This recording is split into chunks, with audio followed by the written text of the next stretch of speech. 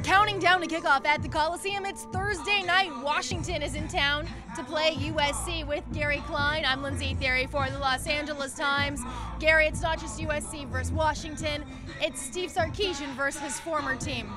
The first time Sarkisian is going to face his former players, many of his former players, and Chris Peterson, a coach that was interviewed by Pat Hayden when the job was open and before they hired Sarkisian. There are many subplots here tonight. It's not just a regular game. We'll see how that post-game handshake goes. I know there's been a few historical ones on the Coliseum field. An injury update. Claude Pallone is not expected to play on the defensive line for USC.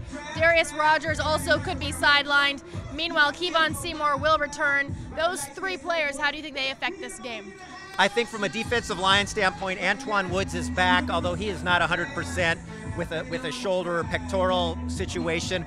On the receiving end, I think they're okay. Stephen Mitchell has played very well. Juju Smith, all the Isaac Whitney, those guys, they're going to be fine here. And you kind of have a combination deal with Kevon Seymour. If he's back and he can play, that means Adoree Jackson plays more on offense. Thursday nights, Gary. I think we've seen it all in the last few years with USC on a Thursday.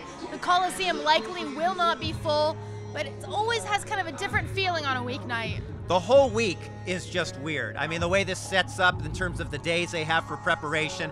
And I think for the fans, frankly, they're coming from work. Many of them are going to try and get here. You can't tailgate on campus. You can't park on campus. So I expect a decent crowd, but not a great one. All right, we'll see if it's a great game. Hopefully it is.